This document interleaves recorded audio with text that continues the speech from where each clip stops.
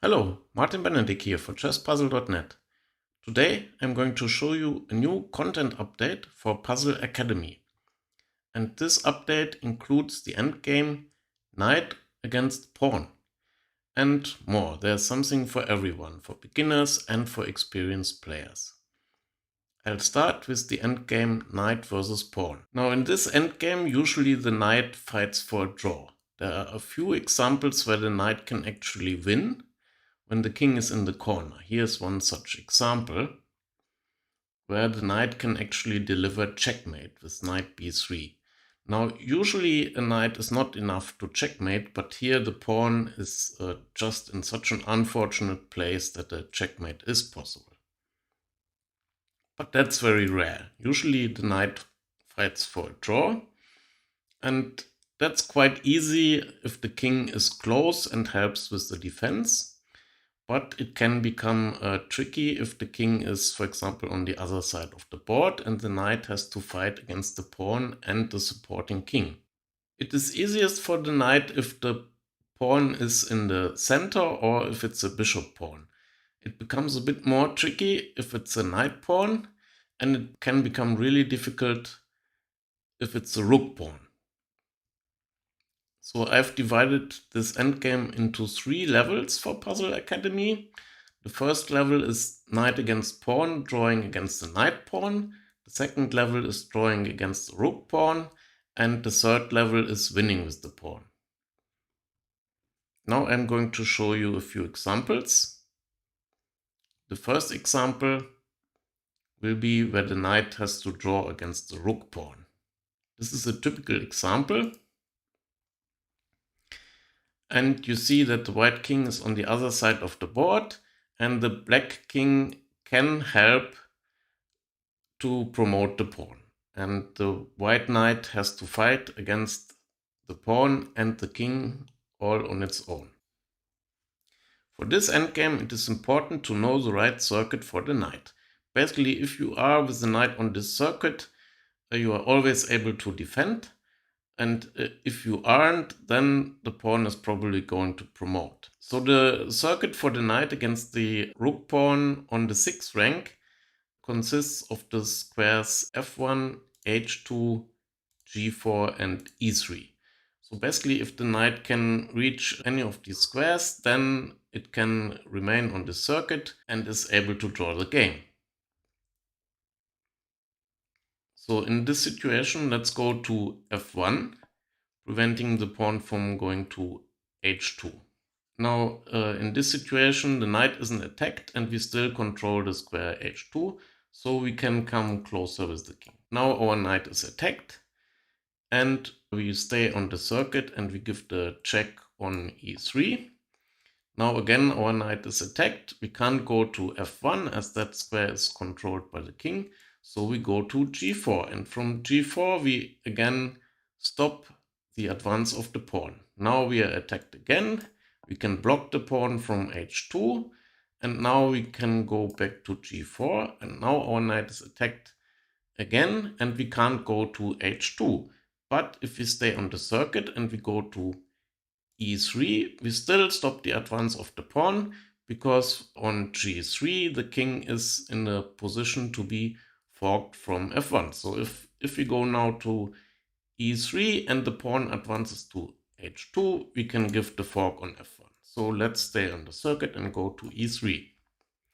King f2, our knight is attacked again. We can't go to f1, but we can go to g4. And again we go to e3, and now the king is attacking us from f3. We can't go to g4, but we can go to f1, again stopping the advance of the pawn. And now we can give check again here. And now there is no threat, so we can come closer with the king. And we remain on the circuit like this.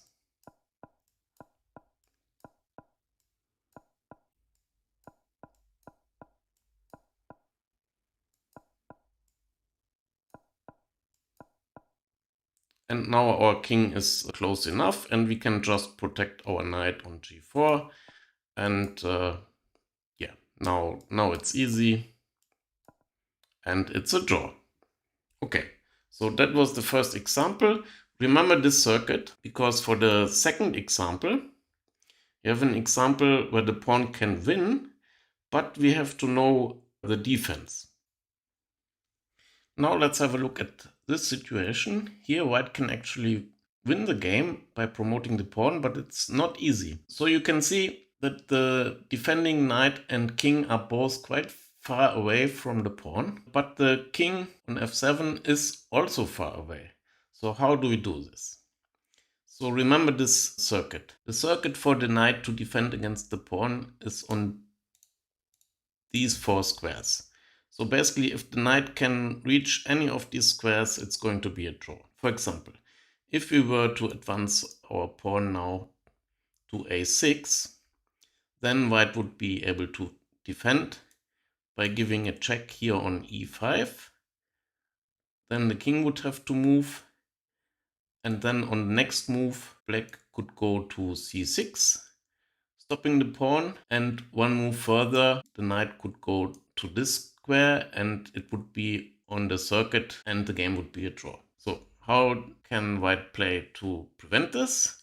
Well, at this move we have to go to e6 so that the knight is not able to go to e5 and reach the circuit. Now the knight goes to e3 and now we can advance the pawn and go to a6. Now the knight goes to c4. Now we have to be aware of a second defense that is possible if the attacking king is still far away. Basically, if we were to allow the knight to go to g3, then the knight from g3 would prevent our white king from coming closer. It would have an eye on the promotion square, and our king couldn't go to d7 and d5. Furthermore, our king also would not be able to come closer to the pawn via d6, because then the knight could give a check here from f1, either forking the pawn, or if the pawn is still on a6, it would be able to reach the circuit. And then our king would also not be able to get closer to the king via the e7 square because of the same check on f1, either forking the pawn or reaching the circuit. So the white king in that case would have to go a very long way towards reaching the pawn. It would have to go either via this route or via that route, both very long ways. And black would be able to use that time to come closer with the king and protect the knight on g3. Having said that, how can white prevent that black is able to erect this barrier? Well, clearly we have to come closer with the king at this point in time, but where do we go?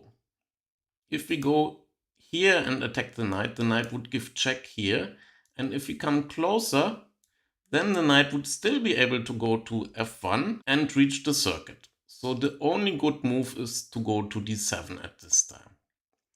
And now the king comes closer. And now we can go to c6 and prevent the knight from getting closer. The knight gives a check here on e5. And now we can go to b7. And now we can promote our pawn to a queen and have won the game. Okay, that wasn't easy at all. So it's great that you can now practice this endgame with Puzzle Academy. Let's look at some further updates that are included in this content update, and let's start with an easier one. In the defense course, we now have defend a piece and avoid checkmate. So let's look at this example. Here the white rook is attacking our queen, and the queen can't go anywhere on this diagonal, so it has to go either to g6 or to f6. On f6, white would be able to give checkmate with queen takes h7. So the only good move and the solution is to go to g6. Okay, and if you look in the solution, you can always see the threat, rook takes h6, and the line that is not good, queen f6 because of queen takes h7, and the solution queen g6. In the tactics course, we also have a new skill where you have to avoid checkmate. In last month's content update, there was a new skill intermediate check to avoid checkmate.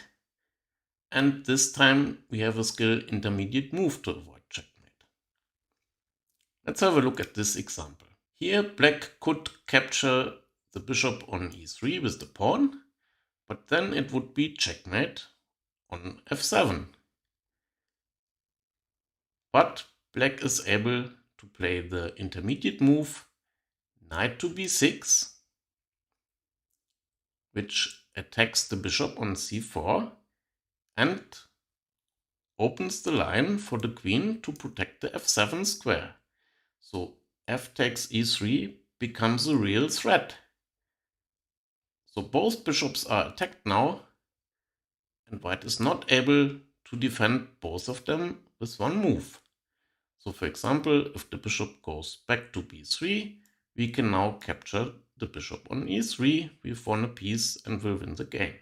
In the combinations course, there's a new level 2 for the decoy into discovered check skill. Let's have a look at this example. Here black is already a piece down, but look at this diagonal, and clearly this pawn could take here on c4 and attack the queen. But at the moment the rook attacks our queen. But now black can play the decoy, sacrifice the queen. This queen takes g2. The king has to capture back.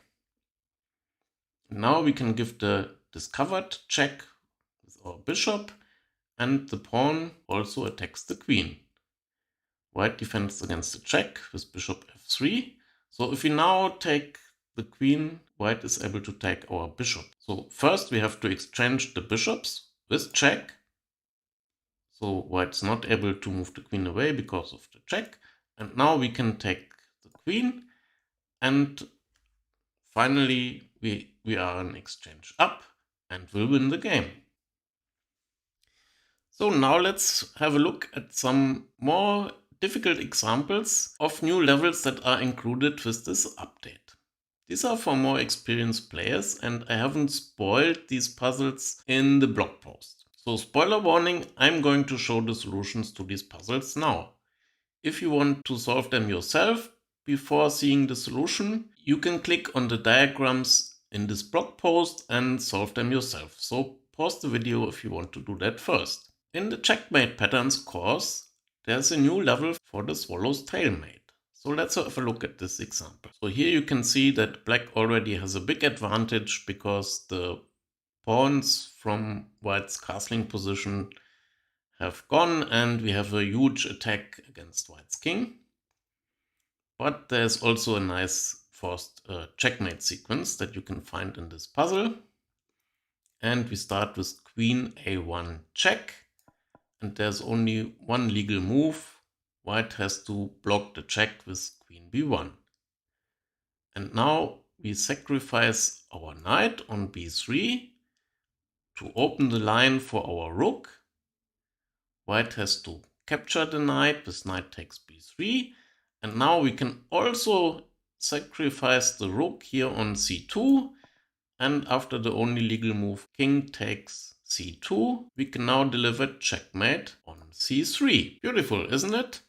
And if you go to the solution view, as always, the swallow's tailmate is explained here with some graphical annotations. So the queen is next to the king and delivers checkmate, and these two squares, which the queen doesn't cover, are blocked by white's own pieces. In the checkmate combinations course, there's already a skill for delivering checkmate, and that already has 5 levels. So there's levels for checkmate in 1, checkmate in 2, and so on, up to checkmate in 5. In Puzzle Academy, a skill can have up to 5 levels, but many users have asked me to include more difficult checkmates.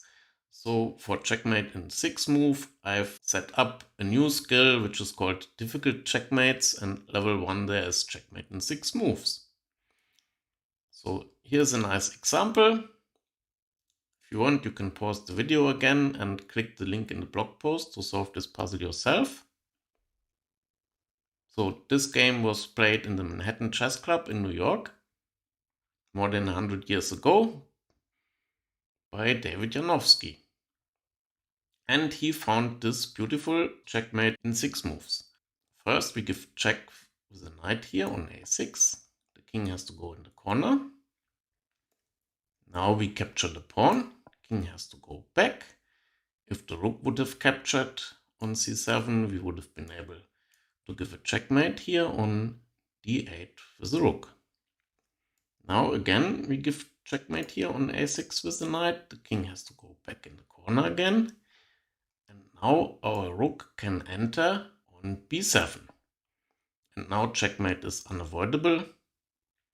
Black plays here e2, threatening to get a queen. But now we can force checkmate with the rook sacrifice, rook b8. The rook has to take. And now it's checkmate on c7. Very nice. In the attacking course, last month I've started a new skill attacking the uncastled king. And last month we had levels 1 and 2. And this month I'm adding level 3 to this new skill. Let's have a look at this example. Black hasn't been able to castle yet, and white has sacrificed an entire rook to get this position.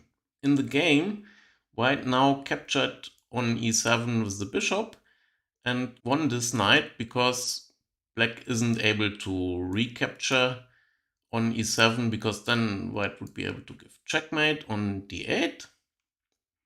But in the game, after the bishop took on e7, black was able to defend with queen g7, and the game continued. White won the game in the end.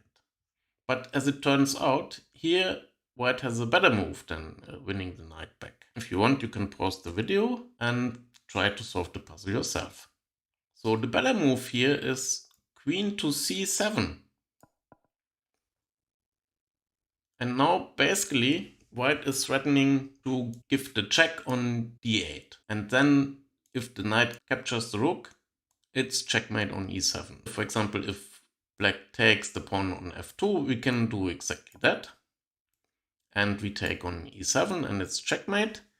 And if we go to the solution view, I'll show you the other line that was possible. So if instead of taking on f2, for example, black tries to defend with knight f5, with the idea that e7 is defended now, we can still deliver checkmate with rook d8, same sacrifice. But now if black recaptures, we can't checkmate on e7 now because that's protected by the knight on f5, but we can checkmate now on d8. So checkmate was unavoidable. Nice. So if you are already a premium member, I hope you enjoy all this new content. And if you aren't, what are you waiting for? Join Puzzle Academy now and start learning chess tactics and now also endgames.